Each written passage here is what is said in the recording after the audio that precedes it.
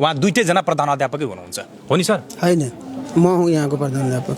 प्रधानाध्यापक तपाईँको उहाँ? निमित्त प्र मैले नै पाएको हो। म नै वर विधायक यहाँबाट भएको हो। मलाई दिलीप सर रिटायर हुँदाखेरि मलाई नै टिकोटालो र विद्यालय सुधार गर्नु है भनेर जिम्मेवारी दिएर जानुभयो। अनि दिलीप सरको रिटायरमेन्टमा वर बुझारतमा देखि लिएर प्रत्येक कुरा मैले नै सही गरिया हुँ। यदि म प्रधानमन्त्री विद्यार्थीहरूबाट र यहाँका शिक्षकहरूबाट र यहाँका अभिभावकहरूबाट यदि बन्या हुँ भने होइन त पहिले त के भन्नु र अहिलेसम्म नै भन्नु नि त। तपाईँ नै प्रधानाध्यापक हुनुहुन्छ? उहाँ प्रधानाध्यापक हुनुहुन्छ? होइन, म प्रधानाध्यापक हुँ। कुन आधारमा?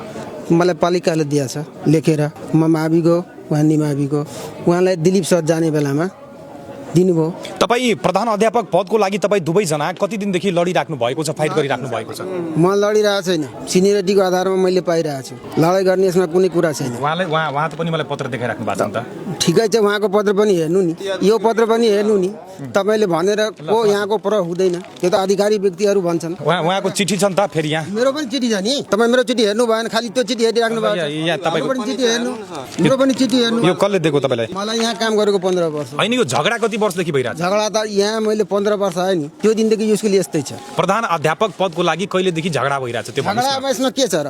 मैले झगडा हेरिरहेकै छैन। हो, उहाँ भनिराख्नु भएको छ म प्रधान अध्यापक, तपाईँ चाहिँ भनिराख्नु भएको छ म प्रधान अध्यापक। प्रधान अध्यापक हो को? भन्नेले त जसले पनि भन्छ, त्यो त भनेर त हुँदैन। अधिकारी कुरो चाहियो नि। यो तपाईँले भनेर पर हुन्छ कोही? यहाँ कानुनले बनाउने हो नि त। कानुनले जसलाई बनाएछ उनी प्रधानाध्यापक हुन्छ। अब दुनियाँ साराले भनेर हुन्छ कहीँ प्रधानाध्यापक। मैले तपाईँलाई पर भनेपछि भइहाल्नुहुन्छ? मैले माने, अब तपाईँ प्र हुनुहुन्छ, उहाँ पनि नमानिकन हुँदैन। मैले उहाँले पनि प्र माने, तपाईँलाई पनि प्र माने होइन। पत्रकारले पर छुट्याउने हो। तपाईँ सम्बन्धित निकायमा गएर सोध्नु पर्ने यहाँको पर को। अहिले पनि फोन लगाउनु। एकछिन, सुन्नुहोस्। सम्बन्धित निकाय भन्नाले बुझ्नुहुन्छ? के बुझ्नु? यसको सम्बन्धित निकाय के बुझ्नुहुन्छ? पालिका हो। अनि यो के हो? अनि यो कुन निकाय हो? यो त विद्यालय। यो सम्बन्धित निकाय भएन? यो प्रधानाध्यापक यसमा साइन गरेको छैन? गरा छ कि छैन त्यो भन्नुहोस्? छ नि। अनि यसलाई आधिकारिक मान्ने कि नमान्ने? तपाईँ मान्नु हुनु, अनि मैले मान्ने कि नमान्ने? मैले मान्नु पर्ने, किनभने यो आधिकारिक पत्र हो। मैले तपाईँको पत्रलाई पनि माने, तपाईँको पत्र पनि आधिकारिक हो। त्यो तपाईँ प्रधानाध्यापक हुनुहोस् या उहाँ हुनुहोस्, मलाई त्योसँग सरोकार भएन। र म चाहन्छु कि तपाईँ दुवैजनाबाट कोही प्रधानाध्यापक नहुनुहोस्, किनभने तपाईँ दुवैजना गैर जिम्मेवार व्यक्ति हुनुहुन्छ। कुरा बुझ्नुभयो? कुरा बुझ्नुभयो? अहिले यसरी विद्यालयलाई अस्तव्यस्त बनाइदिने अनि प्रधानाध्यापक पदको लागि झगडा गर्ने? अहिले यो विद्यालयमा यो अभिभावकहरू यत्रो आज बिहानैदेखि यहाँ किन आएको छ? अझै धेरै छ त, अन्य धेरै छ त, अरूलाई काम पनि हुन्छ नि त।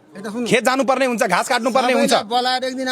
अनि यहाँको यथास्थिति थाहा हुन्छ। यहाँको यथार्थ बुझ्नलाई मलाई कुनै अभिभावकको जरुरत पर्दैन। यो विद्यालय पुगे नि, त्यही बेला बुझिसक्यो विद्यालयमा कस्तो अवस्था छ। किनभने आज 3 वर्षदेखि प्रधानाध्यापक पदको लागि झगडा भइरहेछ। यसरी इलिगल तरिकाले यहाँ चाहिँ अर्को विद्यालयको, प्राइभेट विद्यालयको बालबालिकाहरूसँग पैसा लिएर सामुदायिक विद्यालयबाट परीक्षा दिन लगाउने तपाईँ जस्तो प्रधानाध्यापकहरूलाई जागिरबाट हटाउनु पर्ने के? मैले गरे भने म जागिर छोडेर जान्छु।